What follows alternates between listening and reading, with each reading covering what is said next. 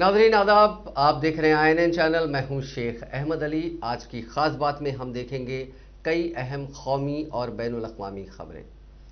Petrol diesel जल्द ही सस्ते हो सकते हैं। खबर है कि वजारत फाइनेंस इन दोनों पर एक्साइज ड्यूटी घटाने पर गौर कर रही है, हालांकि बढ़ोतरी नहीं हुई है। 15 मार्च तक टैक्स घटाने के बारे में फैसला लिया जा सकता है। हुकूमत के ज़राए के मुताबिक इस पर जल्द ही फैसला होगा। मुल्क में पेट्रोल और डीजल की कीमत इस वक्त औसतन 92 रुपये और 86 रुपये के पार है। कुछ शहरों में तो पेट्रोल 100 रुपये के पार है। वजह से हुकूमत एक्साइज ड्यूटी घटा सकती है। मरकजी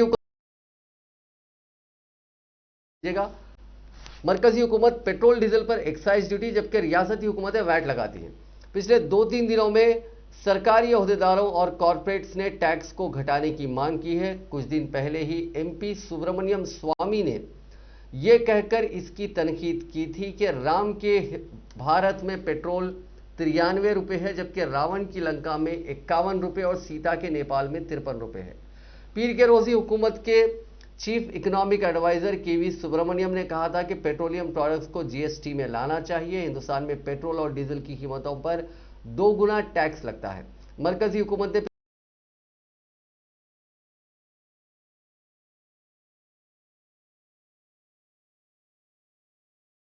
रही है।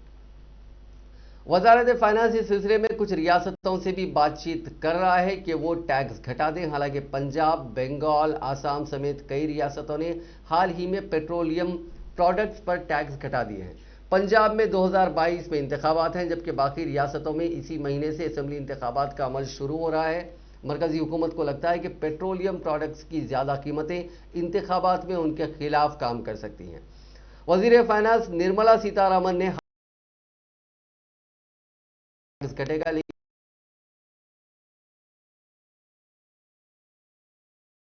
हुए माशी साल सेक्टर से 5,56,000 करोड़ रुपए का रेवेन्यू हासिल किया है, जबकि अप्रैल से दिसंबर 2020 के बीच 4,21,000 करोड़ रुपए का रेवेन्यू हासिल हुआ। यह तब हुआ जब पेट्रोलियम की मांग कम थी।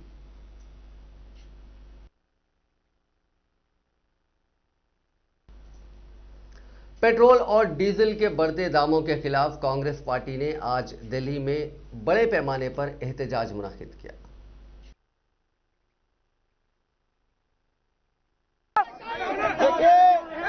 ये सरकार चलाने का नाकामी है। ये सरकार बार बार जो डीजल हो, पेट्रोल हो और LPG में रेट बढ़ाने का काम किया है। मोदी ये तो महंगाई है, मोदी ये तो महंगाई है प्रूव हो चुका है। कहीं ना कहीं ये सरकार आम विरोधी, युवा विरोधी, गरीबों का विरोधी सरकार है।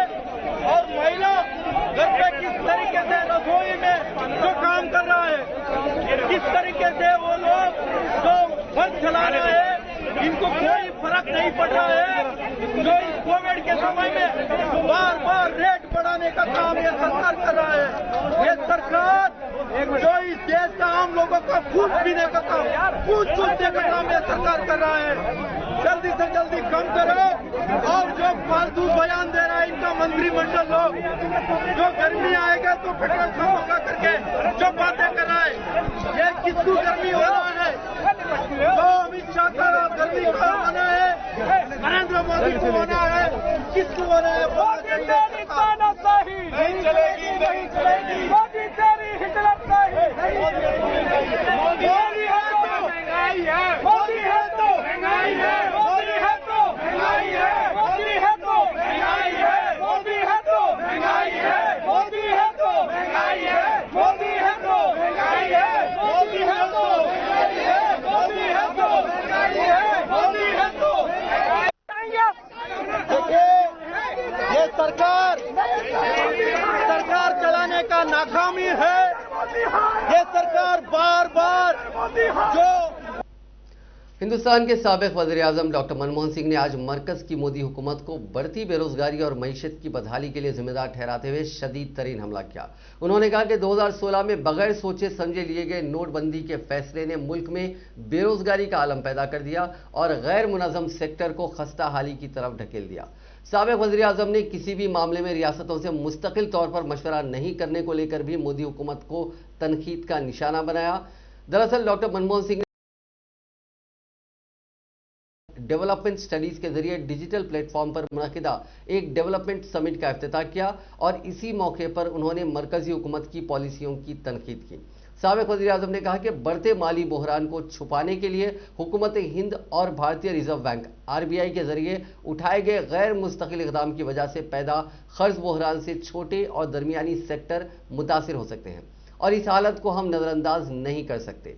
साथ ही उन्होंने वाज़ेह लफ्ज़ों में भी कहा कि बेरोजगारी उरूज पर है और गैर मुनज़्ज़म सेक्टर खस्ताहाल है। ये बहरान 2016 में बगैर सोचे समझे लिए गए नोटबंदी के फैसले के सबब पैदा हुआ है।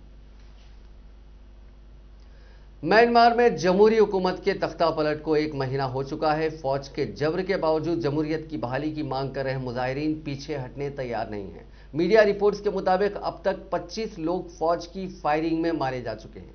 म्यांमार की फौज एहतजाज को दबाने के लिए उसी तकनीक का इस्तेमाल कर रही है जो उसने सरहदों को महफूज रखने के लिए हासिल की थी।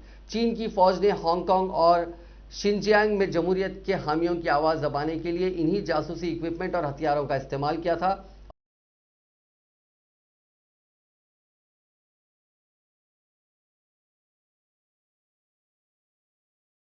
इसका इस्तेमाल कर रही है जो हैकिंग में काम आते हैं।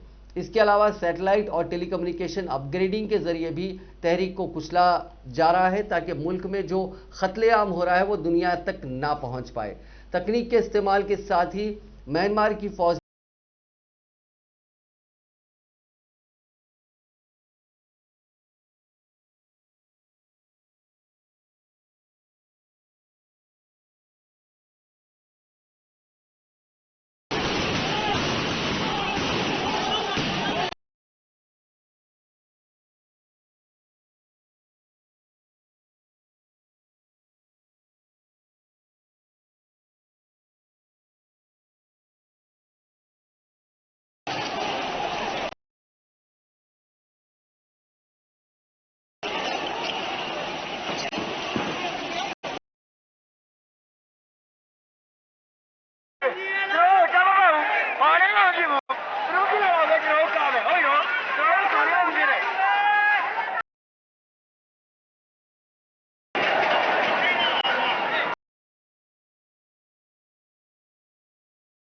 Donnie, set la tela, Bobby.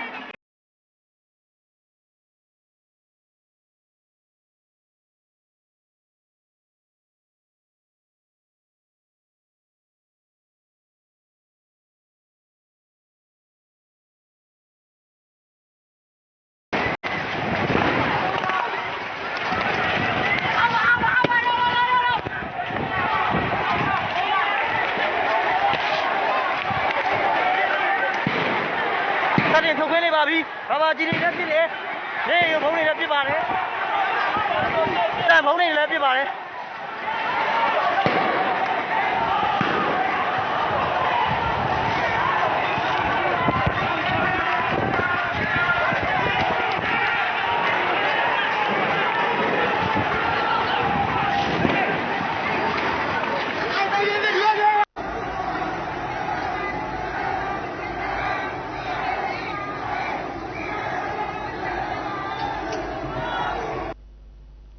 वज़ीर-ए-आज़म नरेंद्र मोदी ने समुद्री शोबे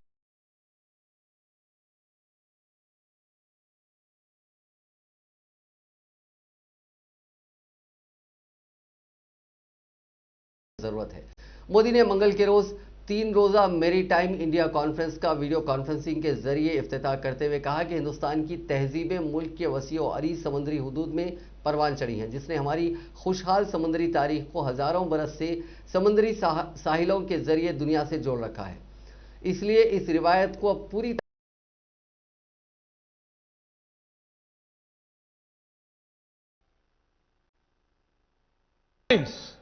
The priorities of the government The Sagar Manthan Mercantile Marine Domain Awareness Center has also been launched today. Enhancing maritime safety, search and rescue capabilities, security and marine environment. The Sagarmala project for promoting port-led development was announced by the government in 2016. As part of the program, more than 574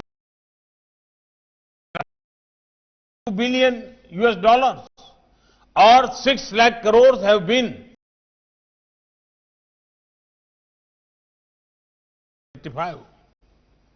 Friends, the government of India is also repair market.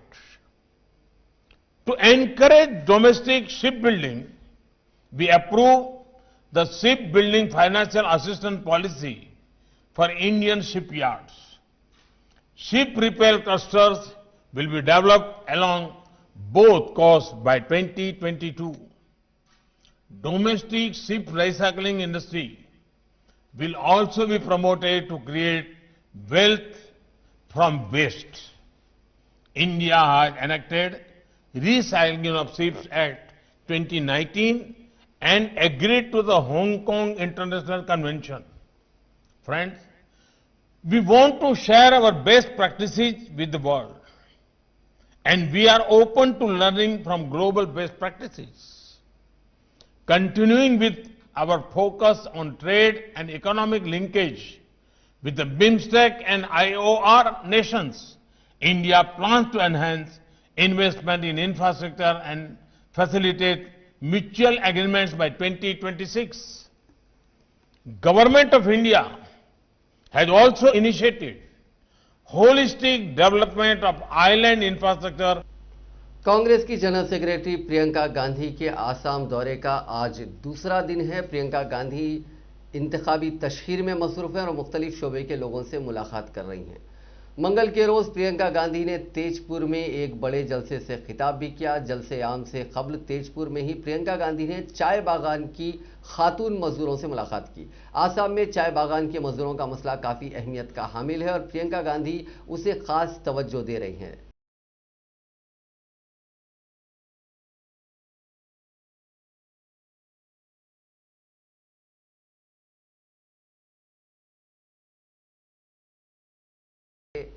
उन्होंने खिताब किया।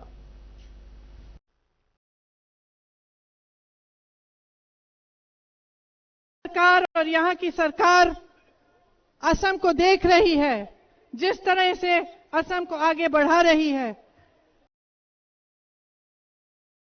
होगा। Special status fund बंद किया गया। मानिए कि भाजपा के लिए असम एक एटीएम मशीन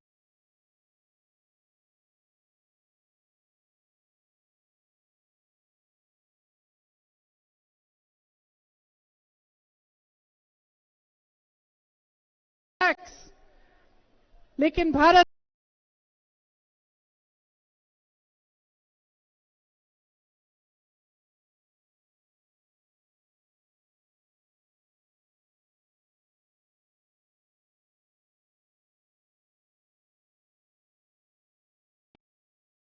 रोजगार तक नहीं दिए। क्या किया? गुवाहाटी का हवाई अड्डा भी अपने दोस्तों को बेच डाला। ऑयल फील्ड्स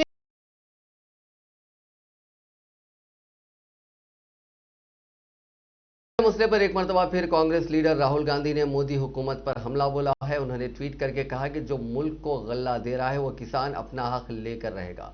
ज़राअत कबल ज़राई क़वानीन के खिलाफ 18 फरवरी को राहुल गांधी ने ट्वीट करके कहा था कि सीधी बात है, तीनों ज़राई मुखालिफ क़वानीन मनसूख करे। वक्त खराब करके मोदी हुकूमत अन्नदाता को तोड़ना चाहती है। हर नाइंसाफी के खिलाफ अब की बार किसान और मुल्क तैयार है। गौरतलब है कि किसान महापंचायतों के प्लेटफॉर्म से किसान लीडर राकेश टिकैत मुल्क भर के किसानों को एक धारे में लाने का पैगाम दे रहे हैं। राकेश टिकैत हुकूमत को कई मरतबा तंबिया कर चुके हैं कि हुकूमत जब तक कानून वापस नहीं लेगी, किसानों की दिल्ली की सरहदों से घर वापसी नहीं होगी। दुनिया में कोरोना मरीजों का आंकड़ा 11 करोड़ 50 लाख से ज्यादा हो गया। 9 करोड़ 6 लाख से ज्यादा लोग ठीक हो चुके हैं। अब तक 25 लाख 49,000 से ज्यादा लोग जान गंवा चुके हैं। यह आंकड़े worldometers.info वेबसाइट के मुताबिक हैं। इसी दौरान WHO चीफ टेड्रोस गैब्रियोसिस ने कहा कि पिछले हफ्ते यूरोप, अमेरिका और साउथ वेस्ट एशिया के मुल्कों में कोरोना के मामले बढ़े हैं। ऐसा पिछले 7 हफ्तों में पहली बार देखा गया। उन्होंने कहा कि ये बहुत ही अफसोसनाक बात है। इसकी एक बड़ी वजह कई मुल्कों में सख्तियों में छूट हो सकती है। लोग लापरवाही बरत रहे हैं, जिससे कोरोना वेरिएंट तेजी से फैल रहा है। कुछ रियासतों में गुज़िश्ता 24 घंटों के दौरान कोरोना के केसेस में हुए अचानक इजाफे के बाद राहत की बात यह है कि हिंदुस्तान भर में गुज़िश्ता 24 घंटों के दौरान कोरोना से होने वाली अमवात की तादाद और एक्टिव केसेस दोनों में कमी वाक़ हुई है। मुसलसिल 6 दिन तक कोरोना वायरस से मरने वालों की तादाद 100 से ज़ायद रहने के बाद और बाद में गुज़िश्ता 24 घंटों के दौरान उनमें कमी दर्ज की गई और उनकी तादाद कम होकर 91 रह गई है। और इसी दौरान नए केसेस के मुकाबले में सेहतियाब होने वाले अफराद की तादाद ज़्यादा रहने से 5 दिन बाद एक्टिव केसेस में कमी आई है। ज़रिए असला मुल्क में अब तक 1 करोड़ 48,54,136 अफराद को कोरोना के टीके लगाए गए हैं। मरकजी वजारत सेहत की जानिब से मंगल की सुबह जारी आदाद-ओ-शुमार के मुताबिक गुज़िश्ता 24 घंटों के दौरान कोरोना वायरस के 12,286 नए केसेस सामने आए, जिससे मुतासर अफराद की तादाद 1 करोड़ 11,24,000 से ज़्यादा हो गई। गुज़िश्ता 24 घंटों के दौरान 12,464 मरीज सेहतियाब हुए, जिससे सेहतियाब होने वालों की तादाद 1 करोड़ 7,98,921 हो गई। एक्टिव केसेस 269 कम होकर 1,68,000 से ज़ायद हो गए हैं। इसी दौरान 91 मरीजों की मौत होने से मरने वालों की तादाद बढ़कर 1,57,248 हो गई है।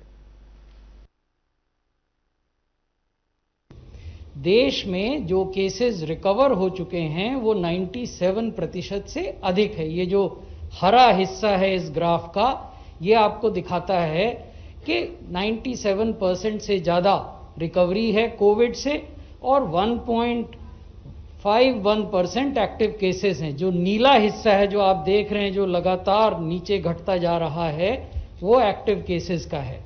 और बीच में जो लाल रंग की आपको रेखा दिखती है वो मृत्यु दिखाती है। तो मृत्यु 1.41% है, एक्टिव केसेस 1.51% हैं और रिकवर्ड केसेस 97.08% हैं।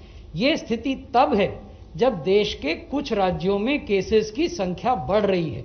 तो मैं इसको आपके समक्ष परिप्रेक्ष्य में रखना चाह रहा था। Although certain states in the country are seeing a surge in the number of active cases, the fact remains that the recovered cases are still more than 97% and the active cases are still less than 2%, which is 1.51. So this is the broader national perspective.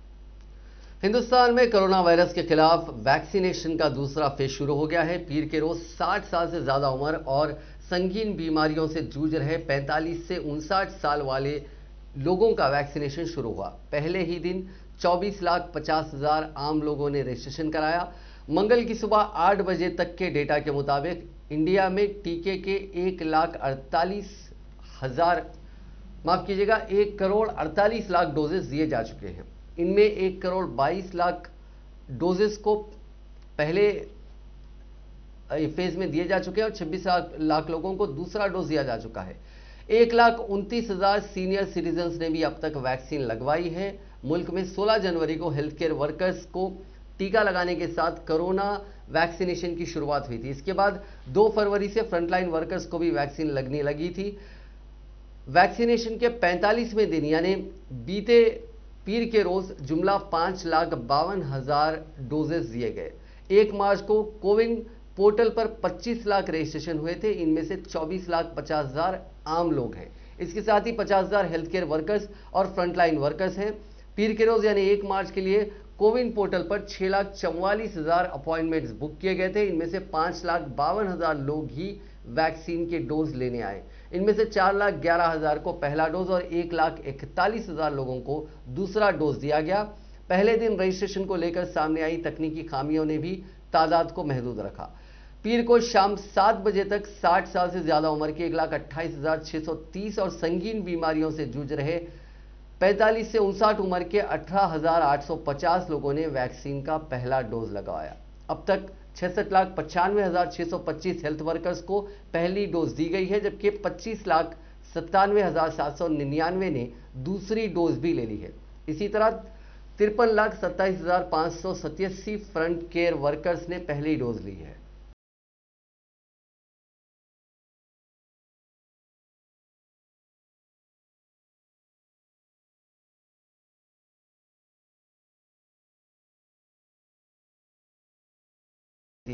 GHMC के हुदूद में को तब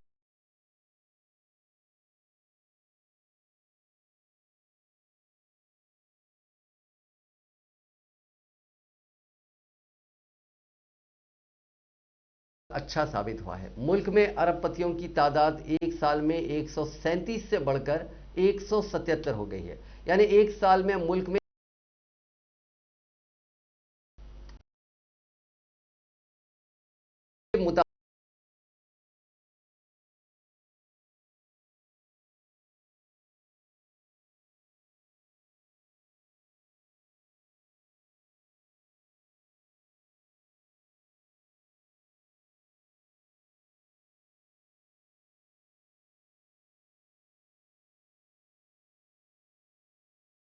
industries के chairman Mukesh Ambani richest list में 90वें पायदान से बढ़कर 8वें number पर आ गए।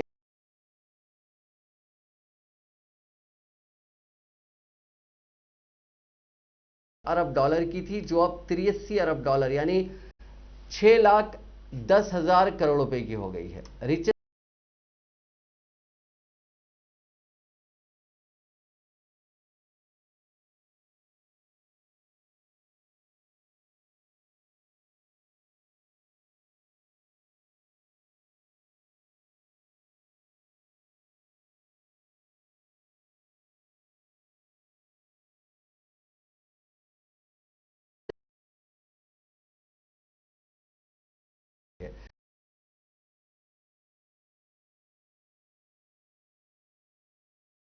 आईटी कंपनी एचसीएल के शिव नादर 27 अरब डॉलर यानी 1,98,000 करोड़ रुपए की जायदाद के साथ तीसरे नंबर पर है। हिंदुस्तान में जुमला 177 अरबपति हैं। सबसे ज्यादा अरबपतियों की लिस्ट में मुल्क तीसरे नंबर पर बना हुआ है। इन 177 अरबपतियों में 61 मुंबई से हैं, नई दिल्ली में 40 और बेंगलुरु में 22 अरबपति हैं, जबकि हैदराबाद से भी 10 नाम हैं। अगर हम बैरून 209 हो जाती है। सबसे ज्यादा 1,058 अरबपति चीन में हैं। एक साल में उनकी तादाद में 259 का इजाफा हुआ है। दुनिया में सबसे ज्यादा 145 अरबपति भी बीजिंग में रहते हैं। दूसरे नंबर पर शंघाई है, जहां 113 अरबपति रहते हैं। अरबपतियों के मामले में दूसरे नंबर पर अमेरिका है, यहां 696 अरबपति हैं और एक साल में उनकी तादाद 70 बढ़ी है। न्यूयॉर्क में सबसे ज्यादा 112 अरबपति रहते हैं। इंडिया के बाद चौथे नंबर पर 141 और 134 अरबपतियों के साथ यूके 5वें नंबर पर है। अहमदाबाद में साबरमती नदी में 3 दिन पहले कूदकर खुदकुशी करने वाली 23 साल की आयशा का शोहर राजस्थान के पाली से पीर की रात गिरफ्तार कर लिया गया। आयशा ने सुसाइड से पहले एक वीडियो मैसेज रिकॉर्ड किया था। मां बाप से उसकी आखिरी बातचीत का ऑडियो भी सामने आया था। इसमें आयशा ने उसके शोहर पर इस्तेसाल करने का इल्जाम लगाया था। आयशा का शोहर आरिफ राजस्थान के जालौर का रहने वाला है। हफ्ते को आयशा का वीडियो मैसेज वायरल हुआ था।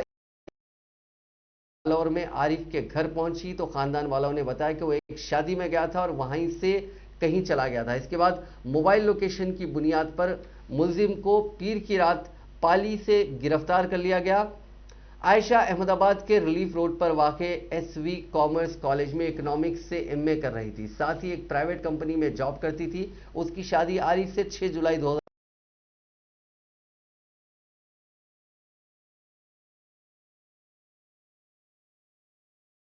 था। आयशा की शादी राजस्थान के जालौर में रहने वाले आरिफ से 2018 में हुई थी। वो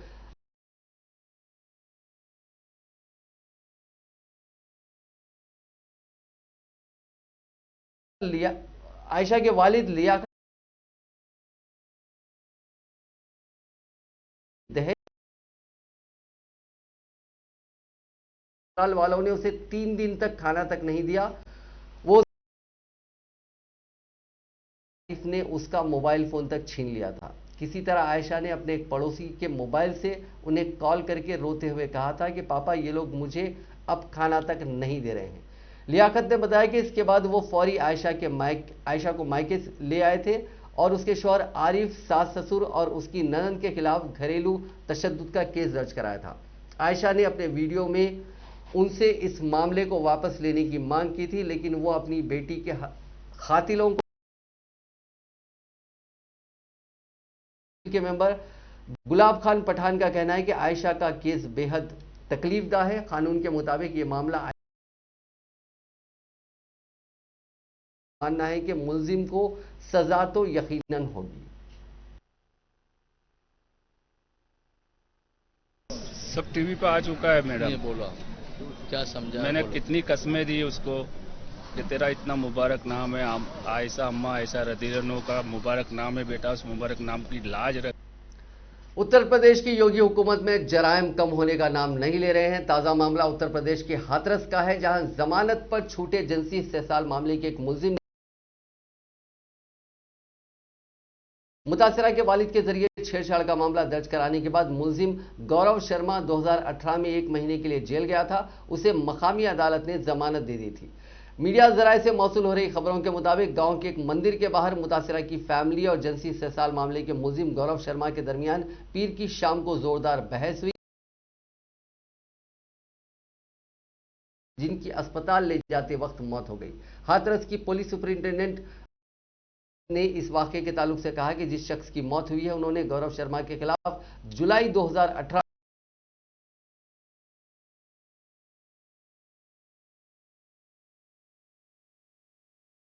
बन बैठे थे। अहम मुलजिम की बीवी और चाची एक गांव के मंदिर में पूजा करने गए थे, जहां महलूक की दोनों बेटियां भी मौजूद थी। खवातीन के दरमियान बहस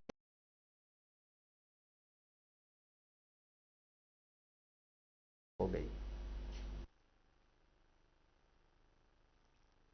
इंसाफ दे दो प्लीज, मुझे इंसाफ दे दो। गांव के लोग थे? चाहिए। पहले उसने मेरे साथ छेड़खानी की और रामजादे ने मेरे पापा ने केस कर दिया और उसने चिढ़ के मेरे पापा को गोली मारी।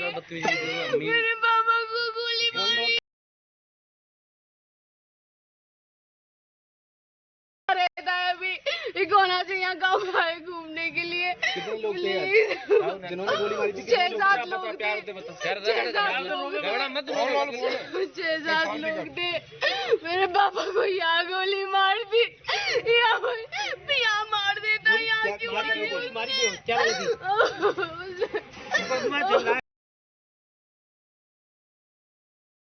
क्या कर रहे थे आज वो खेत पर? क्या कर रहे थे? आलू की खुदाई चल रही थी। मेरे पापा को कोई मतलब नहीं किसी से। आराम ज्यादा आया, उसने मेरे पापा को गोली मार दी। क्या नाम है उसने गोली मारी? जिसने गोली मारी उसका नाम पता है आपको? गौरव शर्मा। गौरव शर्मा, गौरव संग्रह नाम से आराम ज्यादा कुत्ता है। हिंदुस्तान के तेज गेंदबाज जसप्रीत बुमराह इंग्लैंड के खिलाफ वनडे सीरीज से बाहर हो सकते हैं और इस तरह हिंदुस्तान इंग्लैंड के खिलाफ तीसरे टेस्ट के बाद जाती वजूहात की बिना पर